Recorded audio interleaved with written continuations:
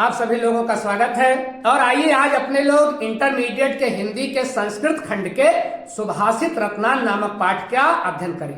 इसके पहले अपने लोगों ने इस अध्याय के 10 श्लोकों का अध्ययन कर लिया है।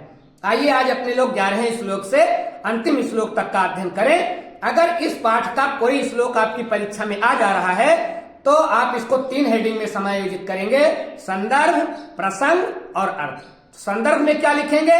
संदर्भ में आप लिखेंगे कि प्रस्तुत श्लोक हमारी पाठ्य पुस्तक हिंदी के संस्कृत खंड के सुभाषित रत्नान नामक पाठ से लिया गया है। प्रसंग और अर्थ हम लोग देखते रहेंगे, वो निकलता रहेगा।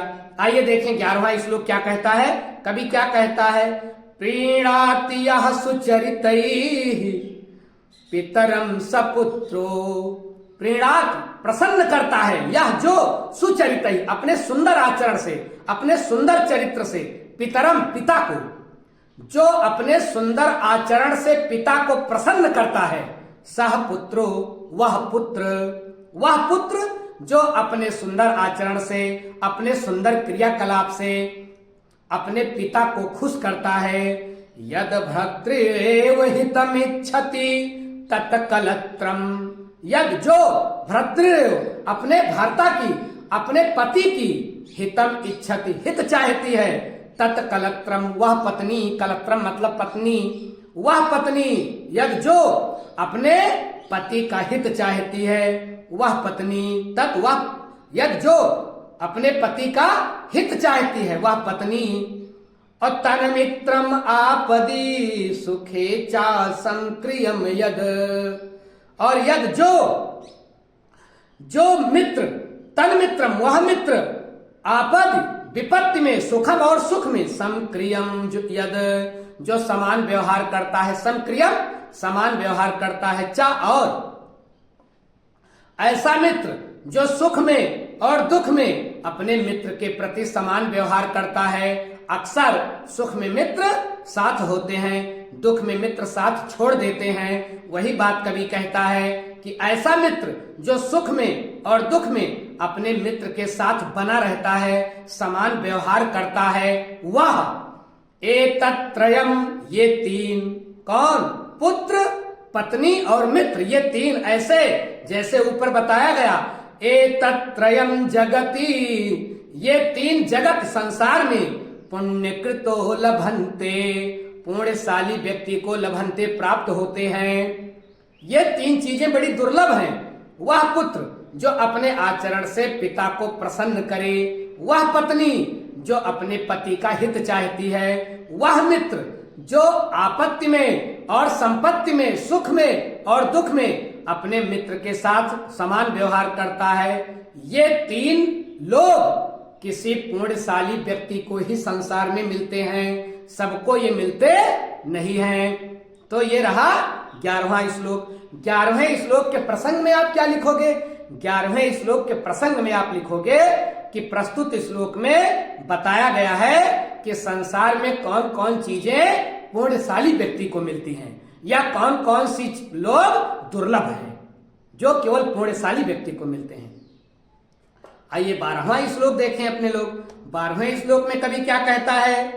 कामान दुग्धे विप्रकरस्त लक्ष्मी कीर्तिम सूते दुष्कृतम याहिनस्ति।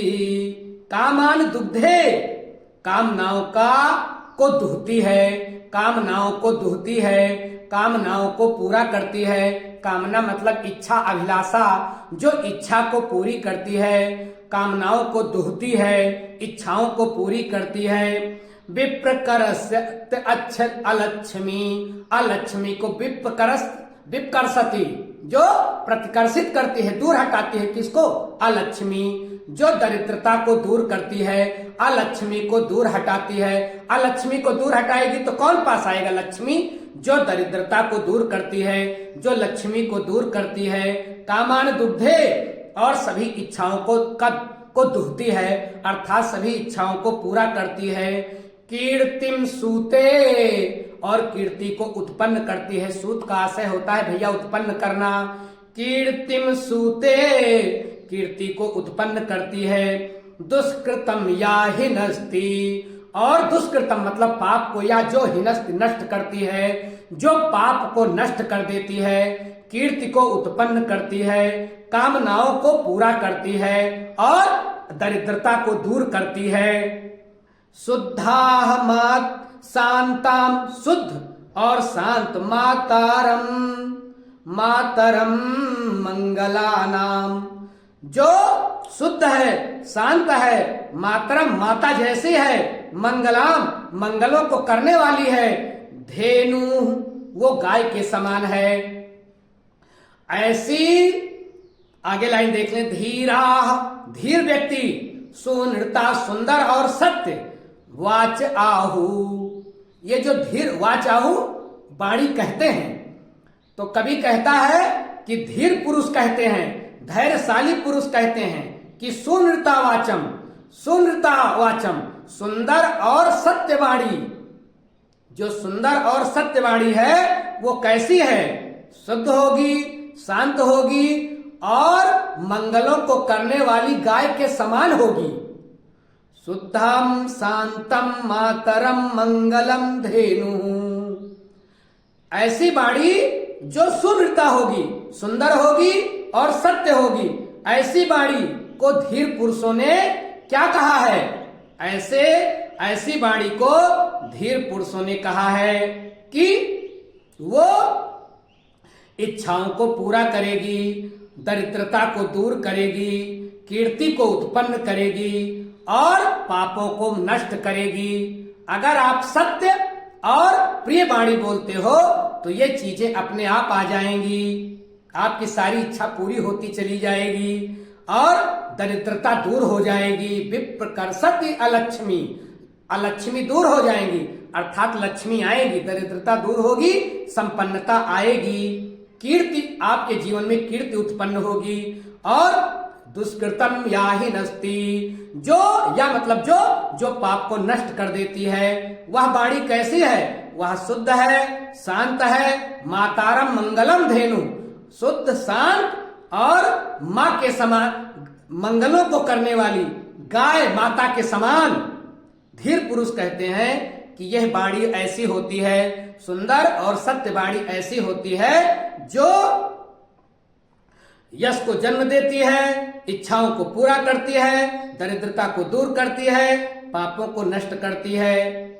कौन सी वाणी? जो वाणी मां के समान, गाय माता के समान, गो माता के समान मंगलों को करने वाली होती है, शुद्ध होती है और शांत होती है। तो सुंदर और सत्य वाणी क्या है? एक शुद्ध, शांत और मंगलों को करने वाली गाय माता के बराबर है। तो इसके 12वें श्लोक के प्रसंग में आप क्या लिखोगे? 12वें श्लोक के प्रसंग में आप लिखोगे कि प्रस्तुत श्लोक में बताया गया है कि सत्य और सुंदर वाणी कैसी होती है, या सत्य और सुंदर वाणी से हमें क्या प्राप्त होता है। आइए 13वां श्लोक देखें। 13वें श्लोक में कवि क्या कहता है? व्यतिसजति पदार्थानाम अंतरः कोपि हेतुः। व्यतिसजति मतलब मिलाता है, पदार्थम पदार्थों को, अंतरः अंदर से, को अपि हेतुः कोई और कारण है। किसी पदार्थ को मिलाने का कोई और कारण है, दो लोगों को मिलाने का तो कोई और कारण है। अंतरः को अपि हेतुः, अंदर से मिलाने वाला, पदार्थों का मेल मिलाप कराने वाला, इस दुनिया में एक दूसरे से मिलाने वाला कारण तो कोई और है। व्यसजति जो मिलाता है, को अपि हेतु, हेतु मतलब कारण, कोई और कारण है। न खलु बहिर्रूपाने प्रीतया संश्रयन्ते। न खलु, न निश्चित रूप से, खल निश्चित रूप से, न नहीं, बहिरूप आधीन, बाहरी रूप के अधीन नहीं है, बहिरूप आधीन, न खल निश्चित रूप से, मेल मिलाप बाहरी रूप के अधीन नहीं है। बाहरी रूप से हम मेल मिलाप नहीं कर सकते हैं, हम नहीं मिल सकते हैं। प्रीतयः संश्रयन्ते, हम लोगों की जो प्रीति है उसका आश्रय बाहरी रूप रंग नहीं है, बाहरी रूप रंग से प्रीति नहीं बढ़ती है। हमारी प्रीति का आश्रय बाहरी रूप रंग नहीं है, बल्कि इसका कारण तो कोई अंदर का मामला है, जीनोटाइप है, ना कि फिनोटाइप है। फिनोटाइप मतलब बाहरी रूप रंग और जीनोटाइप मतलब अंदर का मामला। तो जो अंदर कारण है, इसके कारण दुनिया के पदार्थ एक दूसरे से मिलते हैं। विकसत ही पतंगस्य उदय पुंडरीक, विकसत खिलता है पतंग सूर्य उदय होने से, पुंडरीक कमल। बताइए कमल की पंखुड़ियां कितनी कोमल है, लेकिन कमल की पंखुड़ियां और सूर्य का प्रकाश कितना ऊष्मा भरा होता है, कितना गर्मी भरा होता है। तो सूर्य के प्रकाश में तो कमल की पंखुड़ियां सूख जानी चाहिए, मुरझा जानी चाहिए, लेकिन सूर्य के प्रकाश में कमल खिल जाता है। तो मामला तो कुछ अंदर का प्रेम है ना, जबकि सूर्य के प्रकाश में ताप है, कमल की पंखुड़ियों को सूख जाना चाहिए, लेकिन कमल खिल जाता है। इसका मतलब प्रेम जगाने का कोई कारण और है। कवि कहता है कि विकसत ही पतंगस्य उदय, पतंग के उदय होने से खिल जाता है कौन? पुंडरी कमल। कमल खिल जाता है, कमल की पंखुड़ियां खिल जाती हैं सूर्य के उदय होने से। और सूर्य कितना दूर है, लेकिन प्रेम है कि उसके निकलने से कमल खिल जाता है। द्रवति हिम रश्मिम उदगते चंद्रकांत, चंद्रकांत नाम की एक मणि होती है, वह चंद्रमा की रश्मियों से पिघल जाती है। बताइए चंद्रमा की जो रश्मियां होती हैं, चंद्रमा की चांद की जो चांदनी होती है, वो तो बड़ी शीतल होती है, उसमें ऊष्मा तो नहीं होती है, लेकिन चंद्रकांत नाम की मणि उससे पिघल जाती है। मतलब चंद्रमा की रश्मियों को पा करके चंद्रकांत जो मणि होती है वो पानी पानी हो जाती है। क्यों? क्योंकि प्रेम अंदर का मामला है।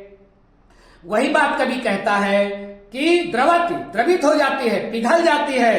हिम रश्म उदगते, हिम रश्म चंद्रमा के निकलने पर, चंद्रमा के उदय होने पर, चंद्रमा की रश्मियों के उदय होने पर, चंद्रमा की चांदनी के लगने पर चंद्रकांत मणि पिघल जाती है। जबकि चंद्रमा बड़ा शीतल होता है, चंद्रमा की रश्मियां शीतल होती हैं, वो किसी को पिघला कैसे सकती हैं? पिघला तो सूर्य सकता है, लेकिन सूर्य की रश्मियों से वो नहीं पिघलता। इसका मतलब बाहरी रूप के अधीन नहीं है प्रेम, प्रेम तो अंदर का मामला है। तो चंद्रमा की रश्मियों से चंद्रकांत नाम की मणि द्रवित हो जाती है, पिघल जाती है, और सूर्य की रश्मियों से कमल की पंखुड़ियां खिल जाती हैं। इससे यह सिद्ध होता है कि प्रेम या मिलना मिलाना बाहरी रूप के अधीन नहीं है, बल्कि ये अंतरः कोपि हेतु, बल्कि इसका कारण कोई अंदर की चीज है, कोई अंदर का मामला है जो प्रेम को जगाता है। ये रहा 13वां श्लोक। 13वें श्लोक के प्रसंग में आप क्या लिखोगे? 13वें श्लोक के प्रसंग में आप लिखोगे कि इसमें बताया गया है कि प्रेम उत्पन्न होने का कारण बाहरी रूप नहीं, बल्कि अंदर की आत्मा होती है। आइए 14वां श्लोक देखें। 14वें श्लोक में कवि क्या कहता है? निंदन्ति नीति निपुणाः यदि वा अस्तवन्तु, निंदन्तु निंदा करें, नीति निपुणाः नीति को जानने वाले, नीति को जानने वाले लोग चाहे निंदा करें, यदि वा अस्तवन्तु या फिर प्रशंसा करें। अस्तवंत मतलब स्तुति करें, प्रशंसा करें। नीति को जानने वाले लोग चाहे स्तुति करें और चाहे निंदा करें। लक्ष्मी समाविशतु गच्छतु आयथेष्टम, लक्ष्मी समाविशतु आए, पास बैठे, गच्छतु आयथेष्टम या गच्छत चली जाए, यथाष्टम जहां उनकी इच्छा हो, यथाष्टम यथा जैसे इष्टम उनकी इच्छा हो। लक्ष्मी चाहे आए और चाहे जहां उनकी इच्छा हो चली जाएं, जिसके घर में जाना हो चली जाएं। नीति के निपुण लोग चाहे प्रशंसा करें चाहे निंदा करें। और आगे अद्येव वा मरणम अस्तु, चाहे आज ही मौत हो जाए, अद्येव आज ही, वा मरणम अस्तु चाहे आज ही मृत्यु हो जाए, युगांतरे वा या फिर युग के बाद मौत हो, चाहे मृत्यु आज ही आ जाए चाहे युगों के बाद मृत्यु आए, चाहे आज ही मौत हो जाए और चाहे बहुत दिनों के बाद मौत हो, इसकी परवाह कौन नहीं करता। लक्ष्मी आए चाहे चली जाए, इसकी परवाह कौन नहीं करता। नीति के निपुण लोग, नीति के कुशल लोग चाहे प्रशंसा करें चाहे बुराई करें, इसका असर किसके ऊपर नहीं पड़ता? इसका असर नहीं पड़ता धैर्यशाली लोगों के ऊपर। न्यायात पथः, न्याय के मार्ग से, पथ मतलब मार्ग, न्यायात मतलब न्याय के मार्ग से प्रविचलन्ति पदम न धीरा, धैर्यशाली पुरुषों का पद डगमगाता नहीं है। पदम पैर, चरण, और प्रविचलन्ति डगमगाता नहीं है, न प्रविचलन्ति, धैर्यशाली लोगों का पैर कदम लड़खड़ाते नहीं हैं, डगमगाते नहीं हैं। कब नहीं डगमगाते? चाहे दुनिया उनको अच्छा कहे, चाहे बुरा कहे, चाहे वो एक दिन में भिखारी ही क्यों ना हो जाए, लक्ष्मी रहे चाहे चली जाए, या फिर आज ही मौत हो जाए या युग के बाद मौत हो, इन चीजों से कौन नहीं घबराता? इन चीजों से वो नहीं घबराता जो धैर्यशाली है। धैर्यशाली पुरुष इन चीजों से घबराता नहीं है और न्याय के मार्ग से अपने पैर को हटाता नहीं है, डगमगाता नहीं है उसका पैर। ये रहा 14वां श्लोक। 14वें श्लोक के प्रसंग में आप क्या लिखेंगे? 14वें श्लोक के प्रसंग में आप लिखेंगे कि इसमें धैर्यशाली लोगों के गुण का वर्णन किया गया है कि धैर्यशाली लोग कैसे होते हैं। आइए 15वां श्लोक देखें। 15वें श्लोक में कवि क्या कहता है? ऋषयो राक्षसी आहु वचनम उन्मत्त दृप्तयो। ऋषियों के द्वारा राक्षसी आहु, राक्षसी कहा गया है। ऋषियों ने राक्षसी कहा है किसको? वचनम, किस वाणी को? उन्मत्त, जो मत वाले लोग बोलते हैं, और दृप्तयो, जो घमंडी लोग बोलते हैं। अहंकार और मतवाले लोगों की, अहंकारी और मतवाले लोगों की, घमंडी लोगों की और मतवाले लोगों की वाणी को राक्षसी आहु, राक्षसी कहा गया है। किसके द्वारा? ऋषियों के द्वारा। ऋषियों ने घमंड में भरी हुई वाणी को और मतवाली वाणी को राक्षसी वाणी कहा है। और वैसे भी आप ध्यान रखें कि सुर असुर, जो सुर में बोले, जो लय में बोले वही देवता है, और जो असुर, असुर माने जो सुर में ना बोले, जिसके बोलने से बुखार आ जाए, जिसके बोलने से बीपी 180 के ऊपर हो जाए, समझ लीजिए वही असुर है। जो सुर में ना बोले वो असुर, और जो सुर में बोले वो सुर और देवता। तो वाणी से भी हम राक्षस और देवता हो सकते हैं। बढ़िया बढ़िया मीठा मीठा बोले तो सुर, सुर में बोले तो सुर, और सुर में ना बोले तो असुर। तो ऋषियों ने कैसी वाणी को राक्षसी वाणी कहा है? ऋषियों ने उस वाणी को राक्षसी वाणी कहा है जो अहंकार में सनी होती है, जो घमंड में सनी होती है, जो मतवाले लोगों की वाणी होती है, वो राक्षसी वाणी है। और सायोनि सर्व वैराणाम, सायोनि, वह योनि उत्पन्न करती है, सर्व वैराण, सभी प्रकार का वैर। आप किसी ने लिखा है ना, बातें हाथी पाइए बातें हाथी पाओ। अच्छी वाणी बोलिए पुरस्कार मिलेगा, और गंदी वाणी बोलिए पुरस्कार में हाथी का लात मिलेगा, आप मारे जाएंगे। तो ध्यान रखें, सा योनि सर्व वैराणाम, वह सभी प्रकार के वैर का कारण है। योनि माने उत्पन्न करती है वो। अच्छा, अपने लोग ध्यान दे तो अपने लोगों की दुश्मनी का 90% कारण तो केवल हमारी वाणी है। इस संसार में जितने उपद्रव हो रहे हैं, जितने झगड़े झंझट हो रहे हैं, उसमें 90% तो हमारे केवल बोलने से हो रहे हैं। उल्टा सीधा हम लोग बोल देते हैं, फिर झगड़ा शुरू हो जाता है। तो कवि कहता है सहयोनि सर्व वैराणाम, यही तो सभी प्रकार के वैर का कारण है, सभी प्रकार की दुश्मनी का कारण है। सही लोकस्य निरति, और वो निरत माने विपत्ति, सर्वलोको, यही साही लोकस्य, वही संसार के, और निरति, यही संसार की विपत्ति का कारण है। यही संसार की विपत्ति का कारण है। हम गलत वाणी बोलेंगे, लोग हमारे दुश्मन होंगे, फिर हमारे ऊपर विपत्तियां आएंगी। तो कवि कहता है कि घमंड में आकर के हमें बात नहीं बोलनी चाहिए, मतवालेपन में भी बिना सोचे विचारे हमें बात नहीं कहनी चाहिए, नहीं तो इस वाणी को तो ऋषियों ने राक्षसी कहा है, ये सभी प्रकार के वैर को जन्म देती है। और इतने नहीं, साही लोकस्य निरृति, यही संसार में विपत्ति का कारण है, यही संसार में विपत्ति का हेतु है। कौन? हमारी वाणी। तो ये रहा 15वां श्लोक। 15वें श्लोक के प्रसंग में आप क्या लिखोगे? 15वें श्लोक के प्रसंग में आप लिखोगे कि इसमें बताया गया है कि हमें कैसी वाणी बोलनी चाहिए। तो मुझे पूर्ण भरोसा है कि आप ये 11 से लेकर के और 15 श्लोक को समझे होंगे। इसके पहले वाले श्लोकों को पीछे के क्लास में बताया गया है।